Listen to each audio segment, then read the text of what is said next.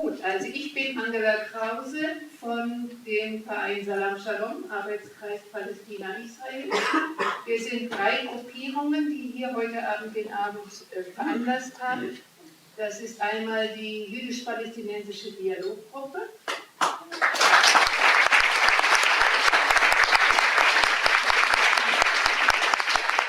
Und die Frauen in Schwarz. Ja.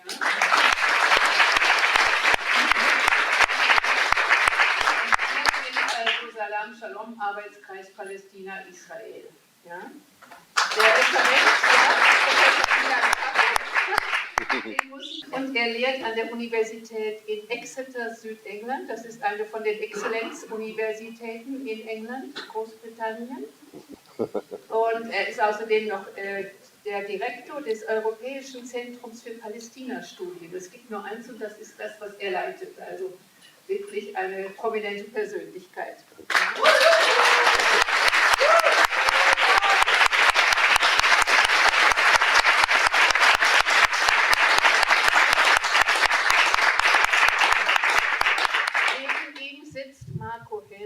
Der sich kurz entschlossen halt eben dazu hat überreden lassen, die Übersetzung, die Dolmetscher-Sache zu machen, weil unser bisheriger Herr hatte sich also dann doch lieber zurückgezogen.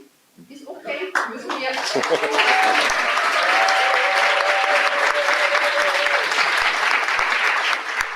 Er ist von der Gruppe oder das ist eine Zeitung oder ein Online-Magazin Klasse gegen Klasse.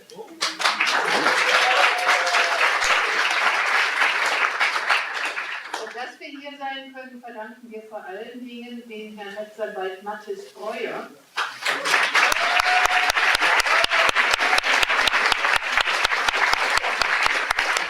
Guten Abend, Masa al-Khair, Erev Tov, good evening. Thank you, Marco, for translating. What we will do, I will speak for a few sentences. Sit down, Marco will translate, I will get up, and this is my exercise for this year.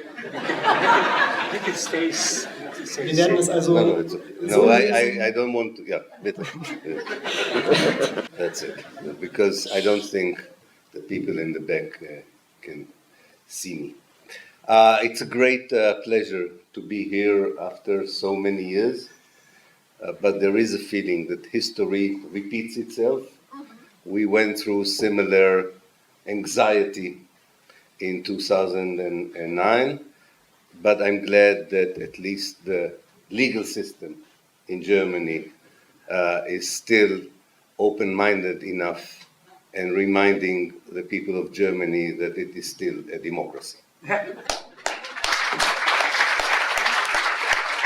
We are having some good news in the last 4 days, and probably this will continue for another 2 days at least, which will mean that for 6 days now the people of Gaza would not be bombarded from the air, and some humanitarian aid, not enough, but more than before, would enter the Gaza Strip, and we can only hope that people would use this break in the fighting to think again about the next steps.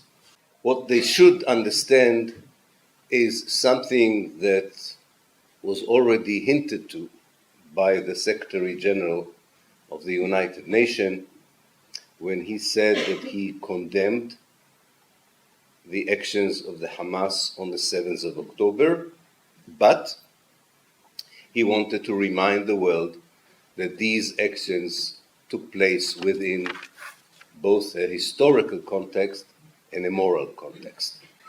It is still in many countries, including in Germany, considered to be anti-Semitic to mention the context.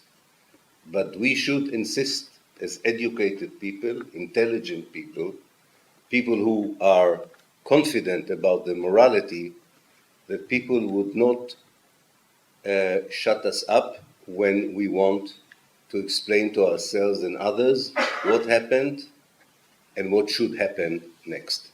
And this evening I would like to talk about both the historical context and the moral context. And it's very important to talk about these two contexts because what we have without it is something we call in English, and we found a word in German for this, is only the pretext, not the context, the excuse. That's what happens when an event is used in order to fulfill policies that usually are not being done because of moral inhibitions, political consideration, and then people take an event like the 7th of October and say, we now have an excuse to do things that we were reluctant, we were hesitant to do before the 7th of October. For many politicians in Israel, the events of 7th of October are a pretext to occupy the Gaza Strip, to continue the ethnic cleansing of the Palestinians, and for some Israeli politicians in the government, it may be even a pretext to go and settle again and Judaize the Gaza Strip. For other politicians in Israel, it's a pretext to ethnically cleanse people in the West Bank, to increase the number of Palestinians killed into numbers that we have never had before in the West Bank, and to arrest thousands of people without trial. All these things happened before, but never at that level. And the events of 7th of October were used as an excuse to increase the oppression of the people of the West Bank. For other politicians, it is a pretext to increase the discrimination against the Palestinian citizens of Israel. Many of them were fired from their jobs just because they are Palestinians. Many of them are afraid to go to their jobs, and many of them do not dare to speak and tell us what they feel and what they want. And this is all done under the pretext that the 7th of October gives license to Israel not just to be an apartheid state, but also to be a fascist state. For some governments in the West, the events were a pretext to increase Islamophobia, to silence, even in more severe ways, the freedom of speech on Palestine, and to try and use the events in order to cut the freedoms that people enjoyed in several countries where there is a large number of Muslim community and a large sections of society who are in solidarity with the Palestinians regardless of who they are. And you can do this if you ignore the context. So let me first talk about the historical context, and then I will talk about the moral context. The historical context of what happened on the 7th of October goes back first and foremost to 1948, to the catastrophe that happened, which, as many of you know, the Palestinians call the Nakba. Contexts don't justify everything, but they explain a lot. And this is relevant to 1948 because it tells us how the Gaza Strip came into being. Because before 1948, there was no Gaza Strip. This is an invention of the Nakba. Israel created the Gaza Strip because it wanted to have a huge refugee camp into which it could push hundreds of thousands of Palestinians from the central and southern parts of Palestine. And that's how they created the Gaza Strip as the biggest refugee camp in the world already in 1948.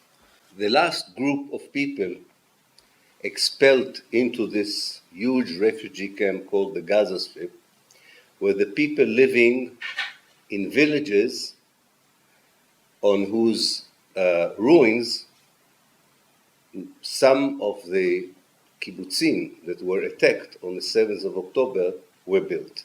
There's a famous document in the Israeli archive called Order Number 40 from the Central Command of the Israeli Army to the commander that oversees the expulsion of Palestinians to Gaza from the 25th of November 1948.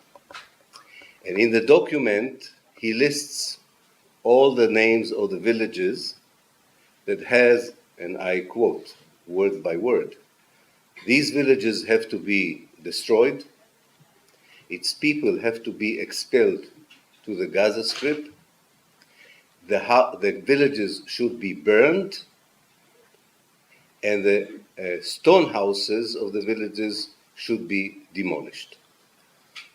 At least half of the population in the Gaza Strip is old enough either to remember that catastrophe, or they are second and third generation who know very well what happened. And if you remember, in 2018, the people of Gaza demonstrated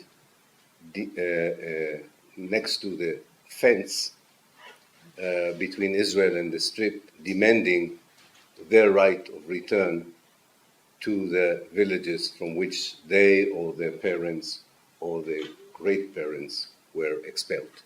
Many people in Gaza also have a more recent historical context, which is the 56 years of Israeli occupation of both the West Bank and the Gaza Strip, an occupation that included imprisonment without trial, demolition of houses, expulsion of people, killing of people, and in this respect, the Palestinians of the West Bank and the Gaza Strip are one big family. Half of the people in Gaza are under the age of 18, and many of the people who took part in the operations of the 7th of October are young people, and they know only one reality, a reality of 70 years of living in a ghetto, which was 4 times bombed from the air by the heaviest aircrafts that any modern army has. If you compare it to the Ukraine, one day in Gaza compares to the whole war in the Ukraine in terms of the number of bombs dropped on the people of Gaza and the damage. As you probably know by now, in the last months alone, Israel dropped more TNT on Gaza than was dropped on Nagasaki and Hiroshima during the Second World War. Does this all justify morally what happened on the 7th of October? The answer is no. Not that we know precisely what happened. There's a lot of misinformation, but what we do know is enough for us, for me at least, as a moral person, to say there were actions taken by the Hamas which are war crimes and should not be accepted.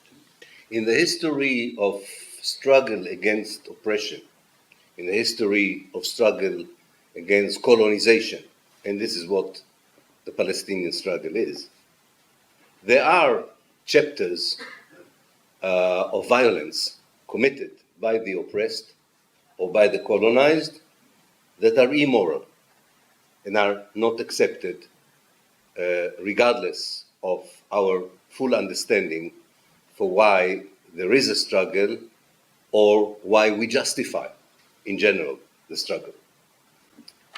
But in all these cases, nobody said that the crime, the massacre, did not led us not to justify the cause. I will give two examples. In 1831, an African slave in America called Nat Turner massacred the families of slave owners. Nobody said that this action does not justify the continued struggle against slavery and continued struggle for the abolition of slavery.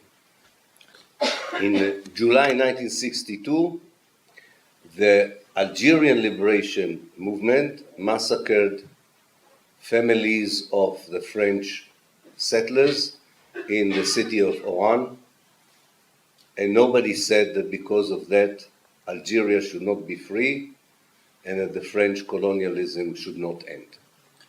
When you don't have this moral compass, if you don't have this moral understanding, you are falling into the trap of the Israeli propaganda that, if you think about it, is totally insane, the way they explain to themselves why what happened on the 7th of October happened. For example, the Israelis claim that what happened on the 7th of October is equivalent to the Holocaust in Europe. If the Holocaust in Europe was one morning of killing 1,200 people, then those who deny the Holocaust have a point. It's an abuse of the Holocaust memory. And if the idiot, which is the second name of the Israeli ambassador to the United Nations, wears a yellow star, it means either he's totally ignorant what the yellow star was, or he's not ignorant, and that's even worse. Maybe he should be educated again.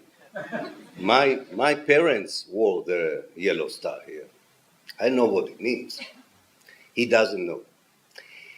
But this is the message that the Israeli media and the politicians are conveying to the Israeli public. Some of them said, even the Nazis didn't do things like that. You have to be in Israel and to know Hebrew to believe me that this is the discourse in Israel. It's not only wrong, usually the Israeli discourse is wrong. It is idiotic. It's an infantile discourse which has only one intention: to increase the hate and the racism towards the Palestinians in order to justify the genocide in Gaza. The Israeli academia tries to be more careful, and they prepared a different narrative. The narrative is that what happened on the 7th of October is an operation that was planned in Iran, and it is part of the history of the fanatic Islamic groups like the Islamic State, and therefore this was not only an attack on Israel, this is an attack on Western civilization. The fact that Tehran is quite angry with the Hamas for this action is, of course, something that doesn't confuse these academics. The fact that the Hamas and other Palestinian resistance movement warned Israel that if the Israelis would continue to violate Al-Aqsa, if they will continue to ethnic cleanse Jerusalem, if they will continue to allow the settlers to kill and to wound, and if they will continue the inhuman siege of Gaza, the Palestinian resistance will react. This is the simple truth, and this is why what happened on the 7th of October happened.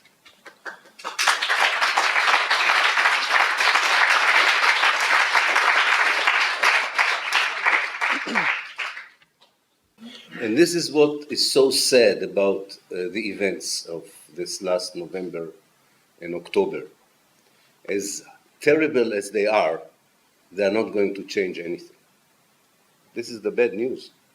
You would have hoped that such a large number of killing, of wounding, of damage, carnage, would make people see the situation in a different way. But this is not going to happen, unfortunately, in the immediate future.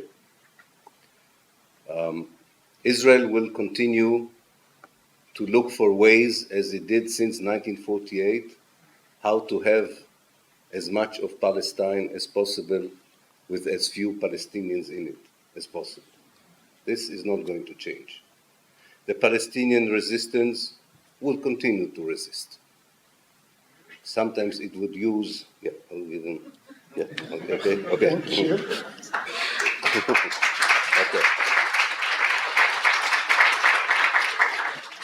And the actions of ethnic cleansing in the West Bank will continue.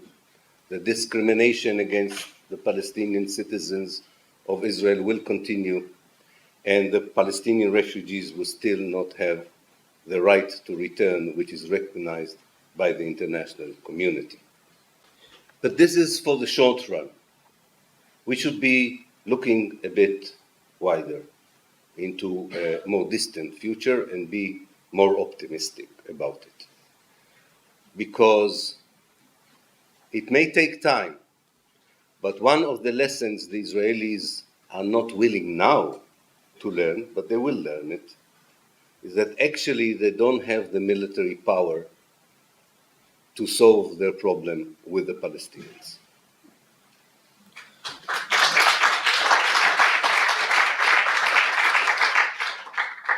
This will not happen by itself. For this, we need you. We need the solidarity movement, because we are facing what I like to call two global coalitions. There's Global Israel, which is a coalition of governments, security companies, military industry, and other strategic factors who regard Israel as an asset, either from cultural point of view or military point of view or economic point of view. And it is a very strong coalition, as you know. Against this coalition, we have Global Palestine. And you are part of Global Palestine. Global Palestine is the many, many people in the civil societies all over the world who support justice for Palestine, not just for the Palestinians, but they believe that justice for Palestine is justice for all the other things which are not right in their society.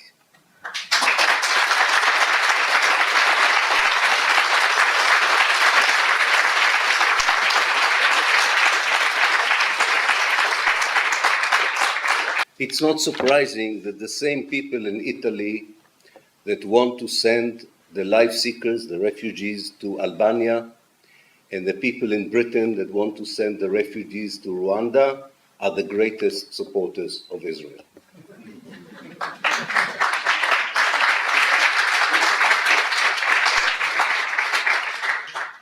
This idea that when you struggle for Palestine, you don't forget the injustices in your own society has turned the Palestine issue to the most important subject that connects people from different parts of the world, from the Zapatistas in Mexico, the African Americans in the United States, the First Nations in Australia, workers in Argentina, because it is very clear that Palestine symbolizes the injustice of the West against the people that the West used to colonize and controlled for hundreds of years of imperialism and colonialism.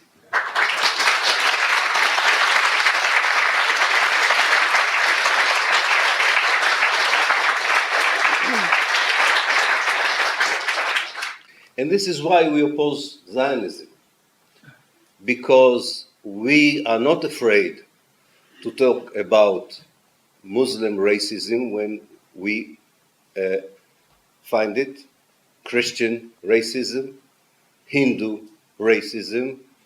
We should not be afraid to talk about Jewish racism, because that doesn't mean, in all the cases I just mentioned, Christianity, Islam, Hinduism, Judaism, that doesn't mean that the religion is racist. It just means that there are people who are using these religions for racist ideas. And if you don't include Zionism as an ideological Jewish racism, you have no right to condemn the other forms of racism.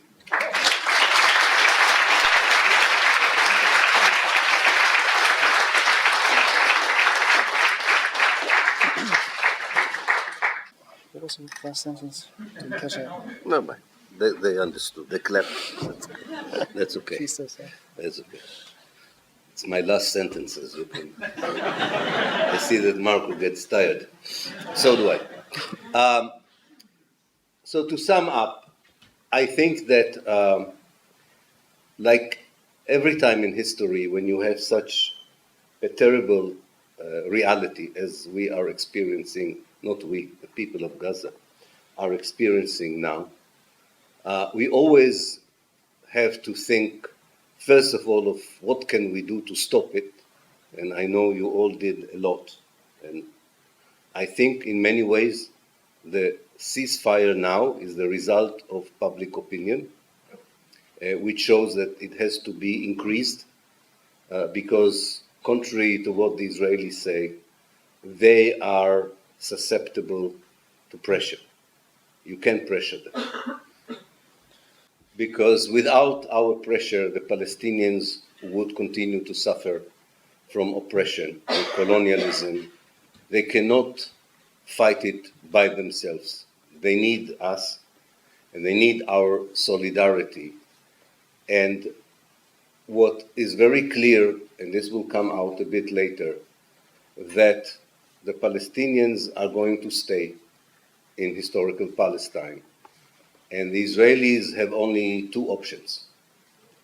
Either they would allow the Palestinians normal life and equal citizens all over Palestine and allow the return of the refugees and connect Palestine back to the Arab world, not make it a European island, or continue the bloodshed. And they learned that on the 7th of October, not only Palestinian blood is being shed when you have an ongoing conflict. And the last thing we should not allow is for people to use the 7th of October to lead us to forget what the Palestinians are fighting for. They are fighting for normal life, for freedom, not for killing Jews, not for genocide, not for all the things that now are being attributed to the Palestinian resistance movement. This is a struggle for normal life in the home country of the Palestinians, which will also be good for the Jews who live in Israel. Zionism is not only bad for Palestinians, it's also not very good for the Jews. So let's hope for a better future for all of us. Thank you.